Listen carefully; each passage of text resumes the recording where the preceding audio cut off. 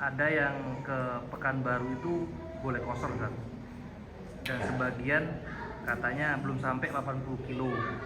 Nah itu yang kuat yang mana, atau dua-duanya boleh dipakai Ustaz? Ini masuk tema nih Bang, karena juga masih salah. Jamaah rahimani wa rahimakumullah. Nanti suatu saat kita akan bahas tentang salat qasar, salat jamak secara terperinci. Ada salat jamak, ada salat qasar. Jamak itu dikumpulkan dua waktu salat dalam satu waktu. Zuhur, asar. Boleh dikerjakan di waktu zuhur, boleh dikerjakan di waktu asar. Yang seringnya kita kerjakan di waktu zuhur. Tapi ada yang dikerjakan di waktu asar, ada juga. Seperti seorang dokter yang lagi operasi umpamanya. Itu dapat rukhsah dia, Pak. Karena dia berkaitan dengan nyawa seorang manusia. Kalau tiba-tiba ya masuk zuhur ditinggal, itu garis ada di apa namanya, di layar itu kan ada selesai itu Pak. Maka ini boleh bagi dia ada uzur. Kayak Islam itu masya Allah, Islam itu sangat memudahkan, sangat memberatkan, masya Allah luar biasa. Bahkan boleh dia mengkodo sholatnya kalau itu dibutuhkan. Dia boleh pas jam 11 semuanya belum selesai, sampai zuhur belum selesai, sampai asar belum selesai, udah maghrib belum. Gimana Ustaz? Ya, zuhur asar lewat. Kalau dia tinggalkan nyawa, terus gimana? Boleh dia mengkodo sholatnya? Jadi tidak masalah. Ini profesinya dokter, bukan kodo sawit nih. Nanti jelasan semuanya di jamak. Zuhur, asar, maghrib, isya, udah waktu isya, habis itu langsung tidur. Allah, ini nggak boleh jemaah. Karena masih ada kesempatan bagi Anda untuk sholat. Dan ya, sawitnya kalau Bapak lurus kan juga di situ juga kan. Kecuali sawitnya meninggal ya kayak tadi. Nah itu jamak. Jamak ini lebih luas pembahasannya. Nabi itu pernah sekali, beliau tak ada hujan, tak ada angin, tak ada safar, tak ada sakit, beliau sekali menjamak sholat. Sekali ya. Beliau sekali menjamak sholat. Beliau dikatakan kepada Rasulullah, kita jamak sholatnya. Apa kata Rasulullah? Supaya orang itu tahu.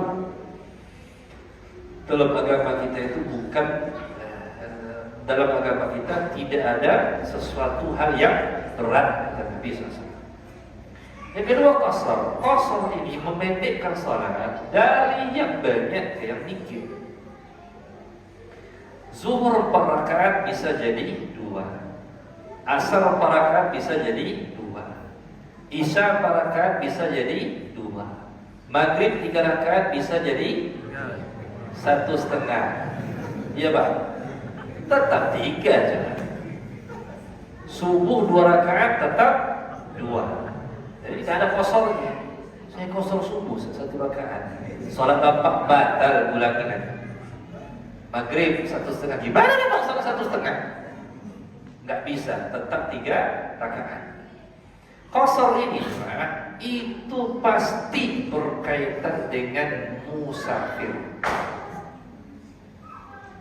Bapak sakit nih, semuran umpamanya susah berdiri. Boleh nggak saya jamak sholat? Boleh, silakan. Tapi jamak, bukan kosor. Kalau kosor ketika Anda berpergian, di sini letak perbedaan para ulama. Ya, kalau kita merujuk kepada bagaimana perjalanan Nabi Shallallahu Alaihi Wasallam, beberapa bab disebutkan bahwasanya Nabi itu nggak pernah mengkosor salat di bawah 83 kilo. Sini ke Pekanbaru berapa kilo? 90. Oh, apakah dikosor? Saya selama ini nggak pernah mengkosor kalau saya di Pekanbaru. Tapi kalau jamak saya pernah. Tergantung keadaan. Ini pendapat yang pertama. Pendapat yang kedua mengatakan seperti pendapat Syekhul Islam Ibnu Taimiyah. Itu nggak perlu merujuk kepada jumlah dari kilo. Ketika dia berpergian keluar dari daerah, Tempatnya di Labuai Jaya. Keluar Pak. Ke pekan itu mungkin sekali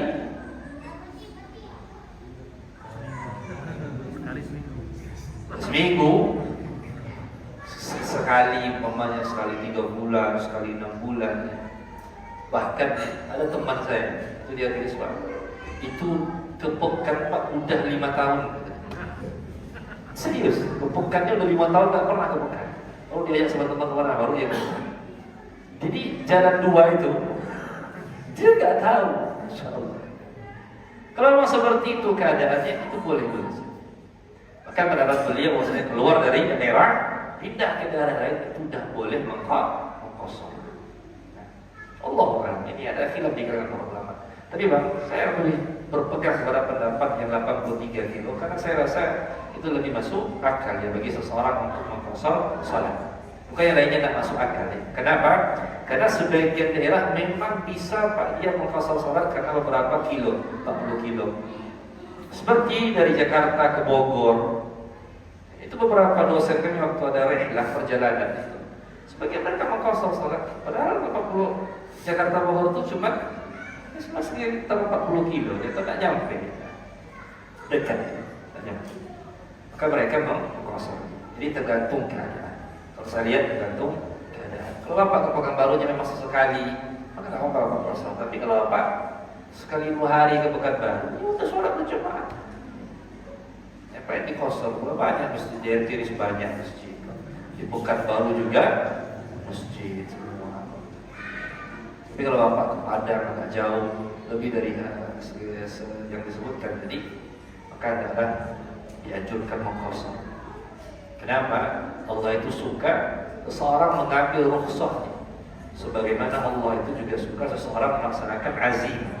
Seperti kebiasaan kita wajib salat jemaah di masjid. Allah SWT suka. Nah, ketika kita berpergian, Allah juga suka seseorang itu mengambil rukhsah. Dalam ayat surah An-Nisa Allah Subhanahu wa taala yang menyebutkan wa idza darabtum fil ardi falaysa 'alaykum junahun an taqsuru minas salat in khiftum an yaftinakum alladziina kafaru. Ketika kalian berjalan di permukaan bumi tidak masalah bagi kalian untuk mengqasar salat kalian. Fadhil silakan. Nah, Bapak punya sawit namanya di Siak. Ya, berapa hektar? Ada 200 hektar. Terus gimana? Silahkan Pak Ustaz salat. Boleh sampai dia pulang, boleh saja. Tapi kalau Bapak udah di sana ada masjidnya, kita coba salat di masjid sana. Nah, Bapak. Jadi ke Pekanbaru kita. Kalau Bapak mana yang bagus? Pasar atau enggak? Enggak, Ustaz. Kenapa? Karena Ikut-ikut Ustaz, enggak kan? Oh, enggak. cuma menguatkan keyakinan, Ustaz. Nah, Allah a'lam.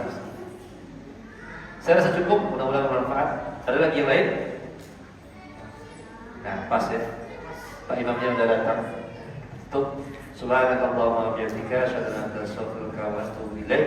Wassalamualaikum warahmatullahi wabarakatuh. Waalaikumsalam.